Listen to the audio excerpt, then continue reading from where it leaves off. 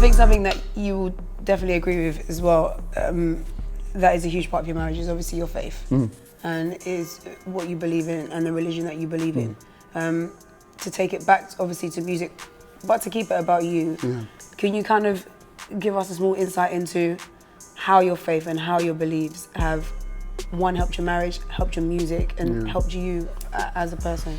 Yeah, I mean, I grew up in a Christian home when I went to live with my mum and my dad. And so Christianity was all around me. I used to go to church, but I kind of, it was just there. It's just around me. It's not affecting me. It's like, okay, I know what to do. I know what not to do. I know we have to go to church on Sunday and so on and so forth. And so when I was around 16 or so, my dad, a lot of the time he would come, get the family together and be like, you know what, this is the Bible, and he would talk from the Bible, help us look at the scriptures, and we would pray. And he said, do you want to become a Christian? I was like, well, I'll go to church. So I'm already a Christian. I'm already a Christian. What do you mean become a Christian? Like, what is this? I was like, no, but really actually have hope in Christ, have hope in Jesus. Do you really want to do that? I was like, yeah, that's my wedding ring, I better get that. I was like, yeah, okay, I want to do that. And I did that. And reason I did it was because, like I said, when I was like, I've got my biological father, and that's who I was staying with in South London. And I've got my stepfather, which I see as my father. And so those times with my father, my biological father, there were some sad times. I was inside. I was sad, sad.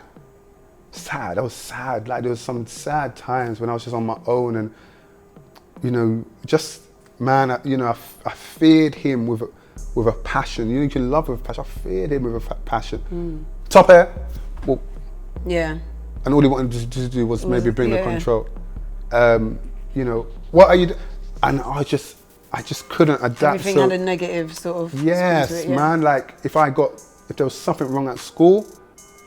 It was at the end of the world. Like, there was a day I ran away because I used to watch TV and think that I saw in the programs where you ran away and, the parents come back to you and they're like, oh my gosh, why did you run away? Yeah. And, you tell them why. And like, okay, we'll change. So I did that. I ran away once. That didn't work. I got beats even more. And I was like, so there was a deep, deep sadness within me. And I couldn't really articulate it. I would always cover it. So when my dad asked us this, he got the family together, said, do you want to become a Christian? I said, yes. Because I saw hope. I saw hope in Jesus. I saw someone who was like, I know you've gone through all this madness and you've gone through all this stuff, but I love you, And because I'd never really heard that. I'd never really heard that despite anything that I'd done wrong or right, I just love you.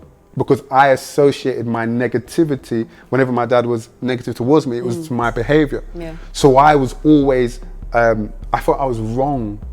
And I've got a scar on my head. So I just felt I as a person was a wrong person. And Jesus represented, I don't care if you are wrong, I don't care if you feel you're wrong, I'm gonna come and sort all that out. Put your hope in me.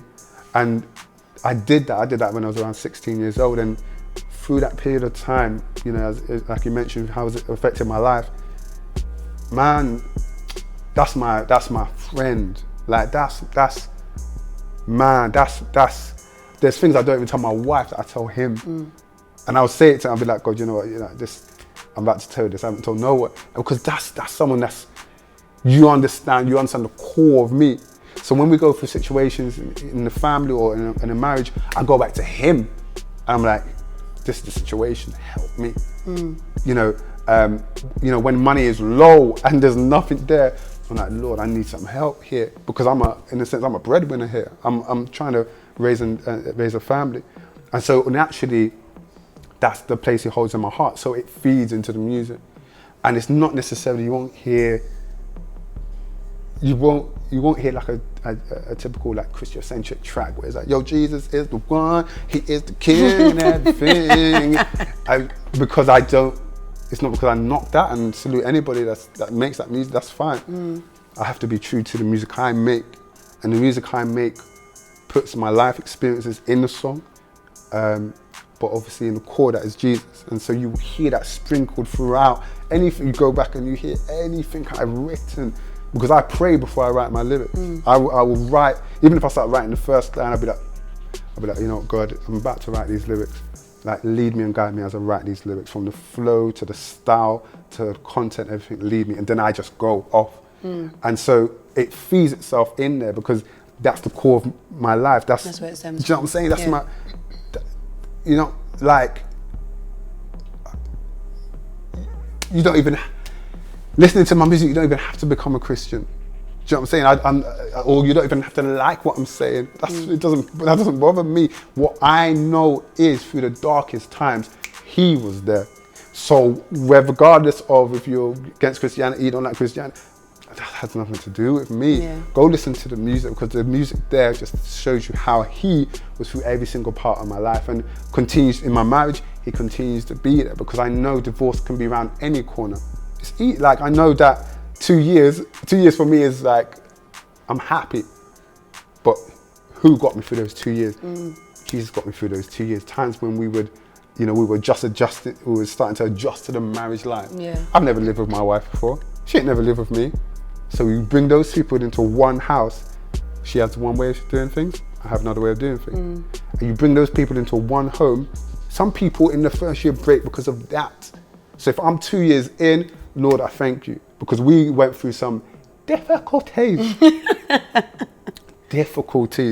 Times when we had a car and the heater doesn't work, and it was in those blitz winter days. Tons of times, yeah. All right. Do you know what I'm saying? Times we didn't have a penny. Do you know what I'm saying?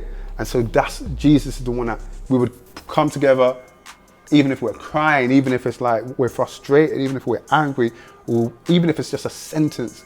Like, you know what, God, this week was a bit crazy, but please, could you help us through? And that's, and that's what we've gone through. So that's my faith, you cannot separate it from myself, because it's just embedded in my heart because of, what he's done, and it forever will be. Yeah.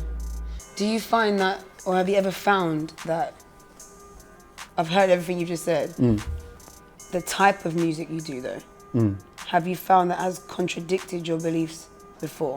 Have you found that in terms of, not that, obviously the music that you make, like you said, it is, your faith is in there. It's impossible to separate them. Yeah. But in terms of the scene that the music that you make is in, have you ever found that they contradict each other, or they're hard to kind of get along with each other? Maybe a show you've done has made you feel a certain way, or you felt like it is not fitting with what you believe? Yeah, I think one element of it is, I have this faith and that's fine. Not everybody has it. And being able to admit that and accept that not everybody believes in what you believe. And I'm like, and that's why I'm saying it now. I've come to that acceptance that I know that.